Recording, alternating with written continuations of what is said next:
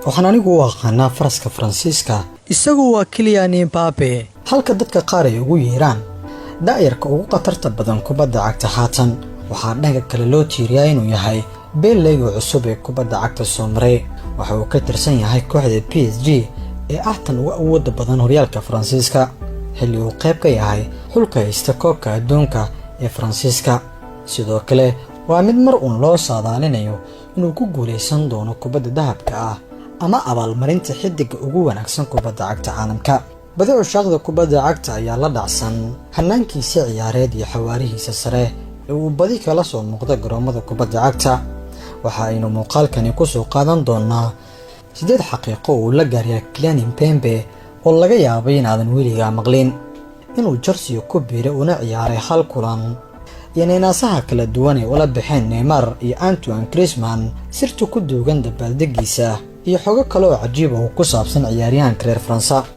inta aanan muuqaalka guda gelin laag nagu dhiirigeli fikradaadana inoogu reeb qaybta hoose ee commentiga dadka badi waxay og yihiin kaliya inuu yahay xiddi kubadda cagta ciyaara laakiin tiro yar oo dadka ka mid ah ayaa fahansan in 2016 uu dhameeyay iskuulkiisa waana 2 sano ka hor inta uusan noqonin ku guuleystaha koobkii adduunka 2018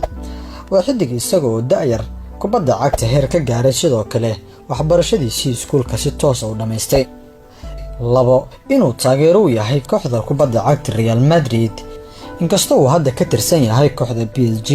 mid ka mid ah sawirada caanka ah ee ugu shidan ee noloshiisa laga qaaday Kylian Mbappé waxaa ka mid ah in la sawiray isagoo dhex fadhiya qolkiisa darbiyada qolkaasina uu ku dhagan yahay sawirka CR7 oo xiran maaliyadda Real Madrid waxaa xiddigan yaraantiisii uu jeclaa inuu ku ciyaaro garoonka Santiago Bernabeu maadaama uu taageero yahay waxaana jirtay in isagoo 10 jir la geeyay gigada cad ee kooxda Real Madrid si uu garoonkaasi u soo arko Real Madrid waxay ku taamayaan inay helaan Kylian Mbappé suuqyada soo aadan inkastoo ninka reer Faransa uusan sahal kaga bixinin kooxda ugu awoodda badan Faransiiska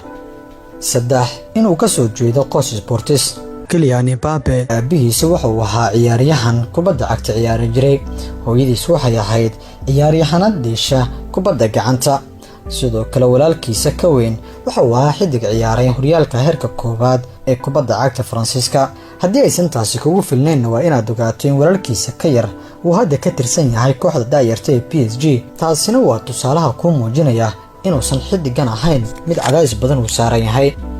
4 sirta dabaaldegiisa uu caanka ku yahay sirta ugu weyn waa in dabaaldegiisa uu leeyahay walaalkiisa isaga ka yar waxaana uu taasi ku muujiyaa jaceylka uu qabo walaalkiisa ka yar xilli uu kala soo muuqdo garoomada ugu caansan ee kubadda cagta haddii uu Kylian Mbappé yahay ku guuleysto koob adduun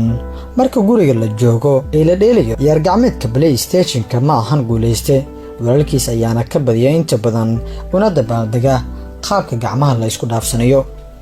5 inuu ku dhawaaday inuu ku biiro Chelsea markaan dib ugu laabano sanadii 2011 Mbappé ayaa ka mid noqday daayarta Chelsea waxaana uu matalay kaliya Hal Kulan sida xogta lagu hayo waxay garoonka wada galeen weeraryahanka iminka ugu muhiimsan Chelsea ee Toby Abraham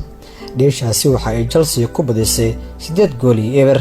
Kylian Mbappé hooyadiisa ayaa wax walba burburisay maadaama ay diiday in heshiiskaasi uu noqdo mid hergala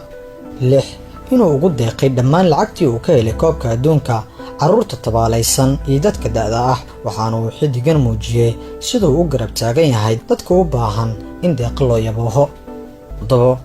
waxa uu leeyahay ninaasyo badan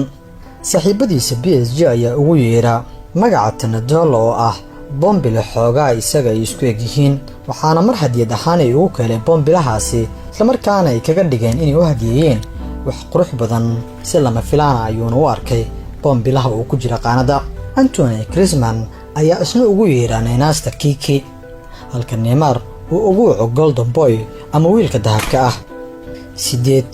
in daayaraanta uu ku noqdo xiddig professional ah waa ciyaaryahankii ugu yaraa abid u saftay kooxda Monaco waxaana uu gaar noqday hibaan caadi ahayn isagoo garoonka u soo galay da ahaan isagoo jira 16 sano sidoo kale waa xiddigii labaad ee ugu da'da ee abid ku guuleysta koobka adduunka kadib ciyaaryahan Pele waxaana intaasi nooga eeg warbixintii ka hadlaysay 8 waxyaabood uu gaar leeyahay Kylian Mbappé oo laga yaabo in aadan weligaa maqlin dhegeysta qodobkee ayaa ku xiise geliyey isla markaana warbixinta ku jiray oo aad kaga heshay. haddii aad daawato warbixintan fadlan like saar muuqaalkan, nagu soo biir haddii aadan horay inoola joogin, waad ku mahadsan tahay soo booqashada barteena. magacaygu waa Shaafici Maxamuud Nuur Shaafiinho.